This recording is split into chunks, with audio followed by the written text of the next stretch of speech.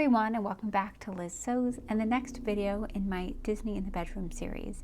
Today we're going to be tackling Jasmine's bra. So to start out, I have just sewn up my Ariel cups.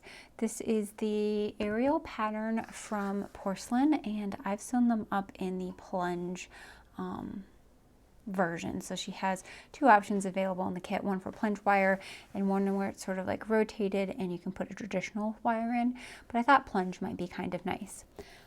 So now that I have these sewn up, I'm quickly learning that the key to success with these sort of projects is taking the time to think about the trim and when it's going to be applied to get your cleanest finish. So I'm going to go ahead and apply my smaller golden trim now just along these cup seams to sort of exaggerate them. The reason I chose this pattern is because it does already have that sort of nice diagonal arc in there, so I was just wanting to reinforce this with some more trim. On my cups, I have sewn this with the lingerie satin, and I've left them unlined except for the upper cup piece. The only reason I lined the upper cup piece was so that I could give myself a nice clean finish along the neckline edge. I don't know if I'm going to put trim along the very top neckline edge, so I wanted to give myself the option to leave it off if I needed to or wanted to, so that's why I went ahead and lined it. So now I'm just going to take the trim and I'm going to use the sort of sewn lines that are already on here as my guide marker of where the trim is going to go, and I'm just going to apply it onto the cup like so. Probably going to be using a zigzag stitch, and I'm going to do that for these two seams, and then I'll come back and decide whether or not I want it along the neckline edge or not. Also at this time, it's when I need to put on the trim of my frame piece. So my frame piece I've cut out of my lingerie satin as well as the lining material, but I'm not going to be using the lining right now. I want to apply the trim when it's just this single piece of fabric, and the reason being is that it's a non-stretch trim, and I want to make sure that the back of my bra still has that stretchy breathability. So the trim is only going to go along the front of the bra. I want to make sure that it terminates into that side seam, and so I need to do it now before I start adding on the other pieces. And I want to do it just on the exterior fabric itself, so that then when I go ahead and put the lining on, the lining can sort of sit over top of all of the stitching in the back and make it a little bit less prone to wear down and stuff like that. So I know that the width of my bottom band elastic is about 3/4 of an inch, or not about, it's exactly 3/4 of an inch. So I have drawn a line onto the bottom of my thing here at about 3/4 of an inch.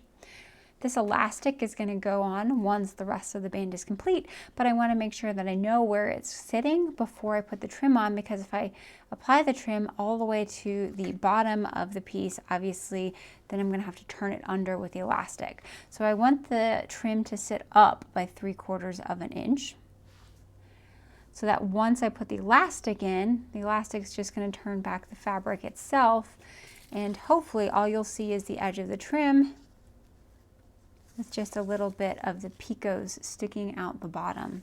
So that's the plan, at least. So same deal as with the cut pieces. I'm going to take this, marked in my 3/4 of an inch. I'm going to take this over to the machine and affix it along the bottom, probably with a straight stitch along the bottom, and then I might, we'll see, I might do some straight stitches in these arcs here to try to get them down. I don't think I want to affix down each individual little circle, because I think that's going to be a little bit too tedious, and it's okay if that is sort of like bend out a little bit, because I think it'll add some like texture and shadow and interest to the garment. So now I'm just going to go ahead and start applying trim with my sewing machine. Okay, so trim has been put onto the cups and the bottom frame. I really quite like how this looks. I like how it like sort of hides all of the seams, so it almost looks like it's a seamless cup, and then the trim is just floating on top. I've decided that I do want to do trim along the neckline, but I'm going to wait until it's in the frame itself and run the trim from shoulder to shoulder so it runs across the top here. I'm also debating whether or not I want to put trim where the cup meets the frame, but again, I'm gonna sew them together and then decide what it is I want to do. On the frame on the bottom, sewing it along works really well.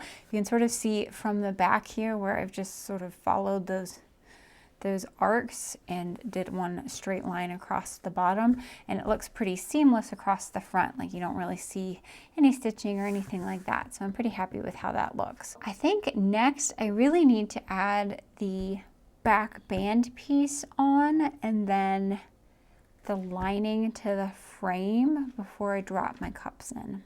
So fortune has smiled upon me. I found some old Caribbean power net that I had in my stash from Bra Builders way back in the day. And I figured that it is a close enough blue that I'm gonna go ahead and use that so I don't have to dye anything up and I can keep going. So what I'm gonna do, I've cut out my back band pieces. I'm going to line them up on either side like this.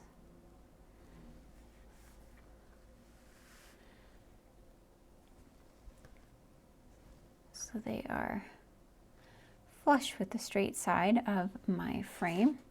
And then I'm going to take my lining and put that on top. And I'm going to go ahead and sew these two straight sides as well as the top of my bridge piece here, sewing my lining to my fabric. Okay, back band's in. It did get a wee bit bulky over here just where the trim is, which I was kind of thinking was going to happen, but the only way to sort of stitch and flip it so that the trim doesn't have to get folded is to have 2 layers of back band material. And long line bras are already sort of like roasty toasty enough as it is. I didn't want to add a second layer in the back. So it's a little bulky, but with the top stitching, I think it's okay. I did trim away sort of the excess down there, so I think it's fine. I ended up not sewing the bridge here because just on a hunch, I decided to walk my seams on here because of course these are the Ariel cups and my long line frame is based off of the Black Beauty bra, so they're coming from 2 different patterns. So I just walked them really quickly and I found that my cups were slightly too big for this opening here. So because I'm going to go ahead and put trim across the front down the road, right? I said I was going to go across the cups, across the bridge, and back up the other side. I decided that I'm just going to leave this unfinished for now, and the trim stitching on there is going to be what finishes that edge. So these are going to be raw edges. I guess if you wanted, I could sort of burn them with a lighter. I might do that just as like a double security thing. They are knit fabric, so it's unlikely that they're going to unravel. I use raw edge sheer cup lining all the time in my bras and I've never had a problem with them unraveling, even throwing them in the washing machine. So I think it'd be fine with just a stitching of that trim along the top to cover up the look of it, but that at least gives me an extra 1/4 of an inch for me to ease these cups into the place here. Now, of course, the next step is to put the cups into the frame. So the cups are in. I'm really liking how it's looking and I'm very glad that I didn't sew the top of that bridge there, just because having the extra 1/4 an inch was just enough that I needed so that I could get everything eased in pretty well around the cup. So the next step is going to be probably underwire channeling and bottom band elastic. So the underwire channeling's in, but before I sewed the second pass on the bottom band elastic, I thought I'd just quickly check in and show you because it's a better demonstration of why I left that 3/4 of an inch on the bottom. So I've done the first pass of my bottom band elastic here and in that 3/4 of an inch space. So now when it folds under, that trim is going to hit exactly on the bottom of the bra and give me a really nice finish. So I'm going to go ahead and do the second pass of stitching along the elastic on the bottom here and apply my trim along the neckline edge of the bra, coming there, crossing it, and going back here. So the neckline trim is done. I've also gone ahead and popped my wires in real quick just because having the wires in can help me get a better feel for how things are looking. and the shape that the cups are going to be. So I was trying to decide whether or not I wanted to put trim around the wire line, and I think I've decided to not do it because I think it's just a little too much. So I think I'm just going to leave it at that. Because of course we still have jewels to go on here and the stomach swag and some fancy like sleeve caps. So I think it's just too much. So I think this is how I'm going to leave this portion of the bra. So I'm going to take these bones out, or underwires out, and then I can finish the underarm edge with my 3/8 of an inch elastic.